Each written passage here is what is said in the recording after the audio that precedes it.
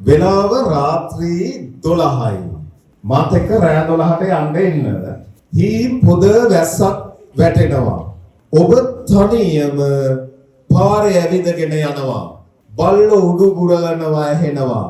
නරිහු කියනවා ඇහෙනවා. වෙලාව රාත්‍රී 12යි. ඔබ තනියම ඇවිදගෙන යනවා. ඔබට පේනවා ඈත සුදු ඇඳගත්ත කවුදෝ ඉන්නවා. ඔබ ටිකෙන් ටික ලං වෙනවා.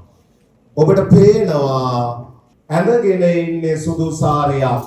එයාගේ අතේ ළමයෙකුත් ඉන්නවා. එයා ඔබ ඉස්සරහට එනවා. ඇවිල්ලා ඔබෙන් අහනවා මට කවුද මේ එන්නේ? TikTok කරන අක්කා කෙනෙක්ද? නෑ. කවුද මේ එන්නේ? කවුද එන්නේ රෑ 12ට සුදු සාරියක් ඇඳගෙන ඔබ ඉස්සරහට එනවා කාන්තාවක්. කවුද එන්නේ? ඔව්. එයා ඇවිල්ලා ඔබෙන් ප්‍රශ්නයක් අහනවා. මට රෙද්ද පොඩ්ඩක් ඇඳගන්න මේ ළමයා චුට්ටක් ගන්නවද? මොකද ඔබ කරන්නේ? අතරම කියන්නකො පුතාලා. පොදුවේ මිශ්‍ර පාසල් වල අහුවාම නම් ලැබෙන උත්තර දෙකක් තියෙනවා. ඒ ලැබෙන උත්තර දෙක තමයි පිරිමි ළමයි කියනවා මොකක්ද? ළමයා වඩා ගන්න නම් බෑ. ඕනනම් රෙද්ද නම් අඳන්නම් කියලා. ඒක එක. කෙල්ලොඩන් කියනවා හා පොයි ගෑණිගේ ළමයා ගන්න අපිට බෑ. බයයි.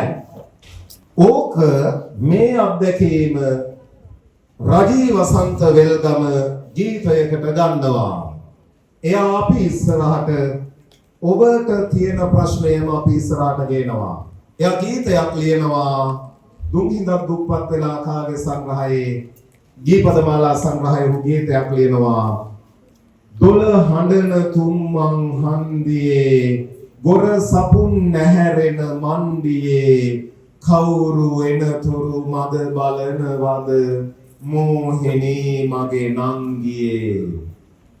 දොළ අඬනවා. දොළ අඬනවා නම් මෙතන අඬන්න දෙයක් සිද්ධ වෙලා තියෙනවා. මේ අඬන්න දේ සිද්ධ උනේ විස ගෝර සර්පයන් නිසා. සර්පයන් කියන්නේ අපා සර්පයන් නොවේ දෙපා සර්පයන් නිසා. කවුරු එනතුරු මග බලනවද මෝහිනී මගේ නංගියේ. මෝහිනී ඉන්නේ කවුරු හරි එනකම් බලාගෙන. එයා කාගේ හරි දුවේ. එයා කාගේ හරි සහෝදරියක්. එයා කාගේ හරි කාගේම හරි දරුවෙක්ගේ අම්මා කෙනෙක්. මේ අම්මට දරුවෙක් ඉබේට ඕපපාතිකව බිහි වෙන්නේ නැහැ කියලා දන්නවා. මේ දරුවටගේ කෝ තාත්තා මේ අම්මා කවුරු වෙනකම්ද බලාගෙන ඉන්නේ. ඉබේට දරුවෝ බිහි වෙන්නේ නැහැ. ඒ කාන්තාවට මූණ දෙන්න වෙන අත්දැකීම මෝහිනී මගේ නංගියේ කියලා රත්නශ්‍රී ඇයට ආදරයෙන් නංගියේ කියලා රජී වසන්ත වෙල්ගම ආමන්ත්‍රණය කරනවා. නුඹේ දරුවා ගන්න කවුරුත් නොයන මූසල මණ්ඩියේ නුඹට දරුවෙක් දෙන්න ඕනෑ තරම් අය ඇති හන්දියේ. ඇයගේ දරුවා ගන්න කවුරුත් ලෝක ඉදිරිපත් වෙන්නේ නැහැ. ඒ දරුවට තාත්තා කෙනෙක් වෙන්න කවුරුත් ඉදිරිපත් වෙන්නේ නැහැ. දරුවා ඉබේ බිහි නොවුනත් ඒ දරුවගේ තාත්තා පැනලා ගිහිල්ලා ලෝකේ අනිත් අය ඒ දරුවට තාත්තා කෙනෙක් වෙන්න ඉදිරිපත් වෙන්නේ නැහැ. හැබැයි ඇයට රෙද්ද අඳන්න ඊළඟ પરම්පරාවත් සූදානම්ින් ඉන්නවා. ඊළඟ પરම්පරාව අනාගත අනුකූල પરම්පරාවත් ඇයට රෙද්ද අඳන්න ලේසි. නුඹට දරුවෙක් දෙන්න ඕනේ තරම් අය ඇති හන්දියේ. මේ සමාජයේ අපේ පිරිමි සිතිවිලි තමයි ප්‍රශ්න කරන්නේ. සුරංගනට අමතකව දරුවන් අඬද්දී කුණු බක්කියේ උඹ යකින්නක් උනේ කොහොමද කියාපන් මගේ නංගියේ. ලෝකේ සුරංගනාවෝ කියලා කියන TikTok කරන රූප වාහිනියට එන තමන්ගේ දරුවන්ට කිරි ටික නොදී අතහැරලා දාන ගෑනෝ සුරංගනාවන් වෙච්ච ලෝකෙක තමන්ගේ දරුවා තාත්තා කෙනෙක් නැතුව අරගෙන යන ගැහැණියට අපි යකින්නියක් කියලා කියනවා. අපි හරිද?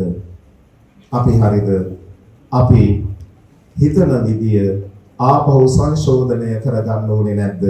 මේ සමන් රජී වසන්ත වෙල්ගම ලියපු දර්ශන රුවන් සංගීතවත් කළ මේ ගීතය ගාල්ලේ සමන් ලෙනින් විසින් ගායනා කරන ගීතය අද ඔබ ඉදිරියේ අවසාන ගීතය වශයෙන් ඉදිරිපත් කරන්නේ රංගී කලායතනයට ඇරයුම් කරනවා මේ මෝහිනී සමග